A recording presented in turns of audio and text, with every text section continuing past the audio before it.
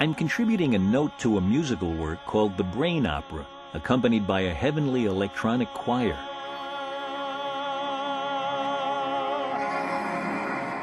That was really good. That was good. Okay, now sing Not So Well, darn it. I think I just wrote Chariots of Fire.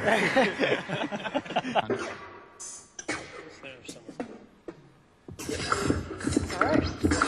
I was at MIT's Media Lab, testing some of the inventions of Todd Mackover and his colleagues as they prepared for the Brain Opera's premiere. Oh, that's a symbol.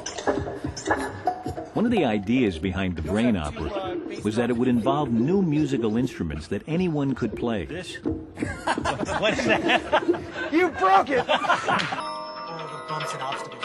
The Brain Opera has since been performed several times in concert halls all over the world. Hey, all right. We caught up with Todd Mackover again as he was in final rehearsals for his latest work, the Toy Symphony.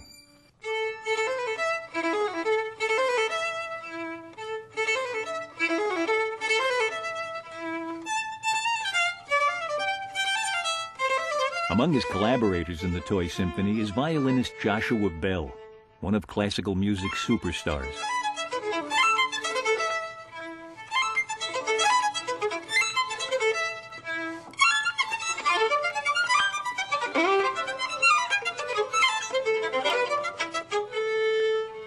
What made you want to be part of the Toy Symphony?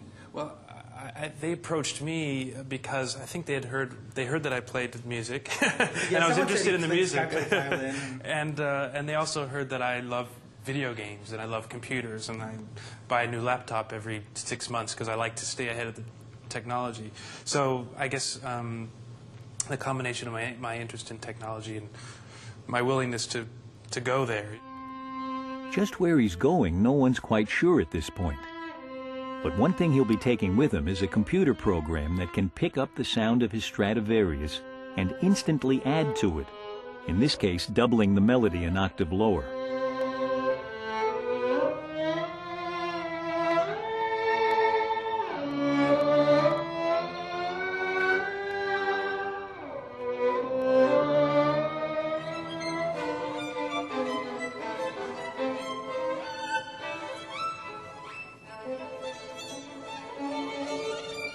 A few weeks later, at a performance of the Toy Symphony in Glasgow, Scotland, Joshua's enhanced Stradivarius shows off its new musical colors.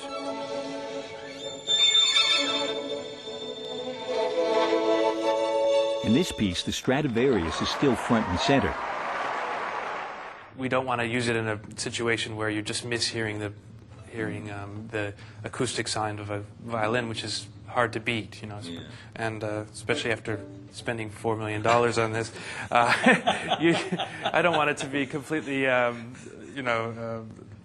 not useful anymore.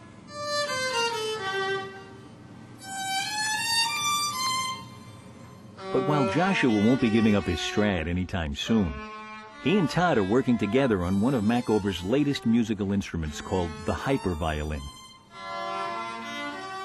The idea is to take the musical skills and subtleties Joshua employs in playing the violin and translate them into novel musical sounds. What we're trying to do is take this instrument, which has the feel of a regular violin, has the proportions, strings, fingerboard, so Josh can play it like a violin with really no adjustment.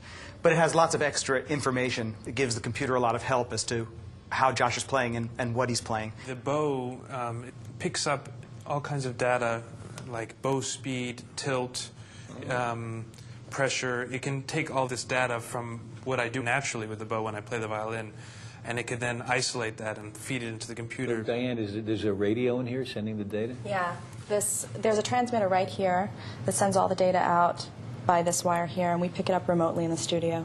You're capturing on the computer the tiny, almost imperceptible things that he's doing with his right arm to make the sound that he gets. Right. What it allows us to do is to make an instrument which starts from the basis of a violin, but can then flower and expand into many other things, and the other things are really just limited by our imaginations. Like what? I don't know. Like you said, it's limited. Let's make it do something else. Any old thing will be fine. Here in rehearsal, Todd and Joshua experimented with different sounds in preparation for the Glasgow concert.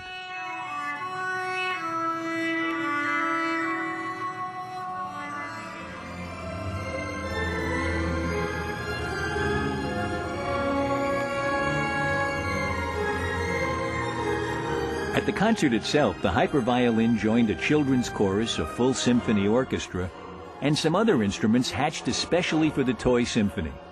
Beat bugs.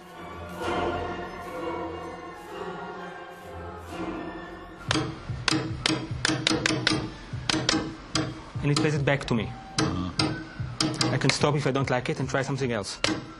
My introduction to beat bugs came from one of Todd Mackover's graduate students, Gil Weinberg. Now I can start manipulate it.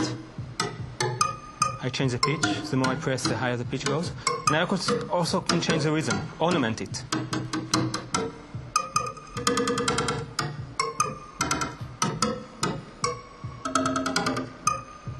Stop it. Try something else. Beat bugs are supposed to allow even someone with no experience at all at playing an instrument the ability to create and collaborate.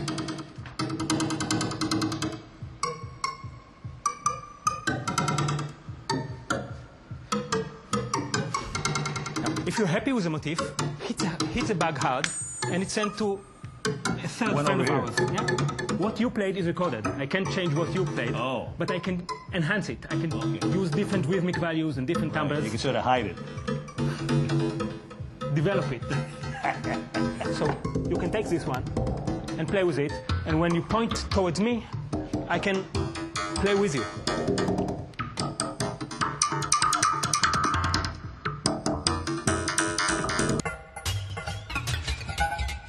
The Beat Bugs made one of their first public appearances at a trial run of the Toy Symphony in Berlin last year. The children spent about a week working together to create their composition. Todd Mackover's goal is to give children a hands-on experience with music, even if they've never even touched a conventional instrument.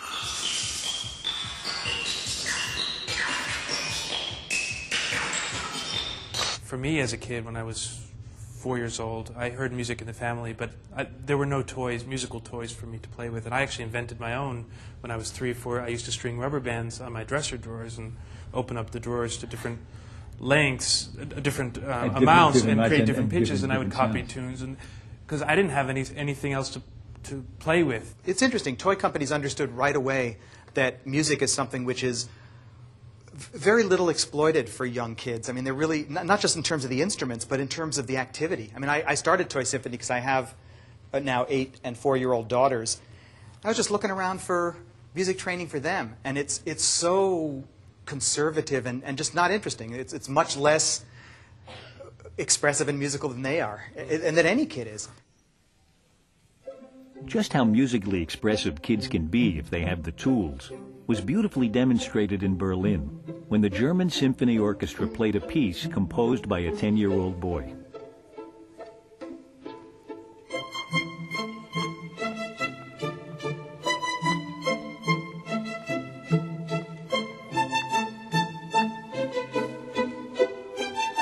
The composer hadn't written his score using musical staves and key signatures and semiquavers, but with a software program called Hyperscore. His score had then been transcribed for full orchestra.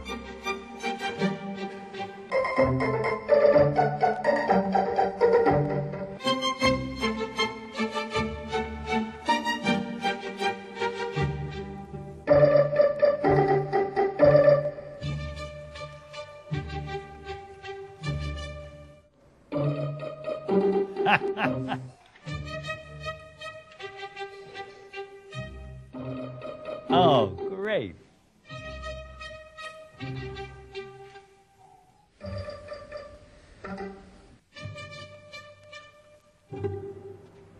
That's the idea. I'll give you $50 for this program right now. Cash. Actually, it's free on the web. Oh, no kidding. No kidding.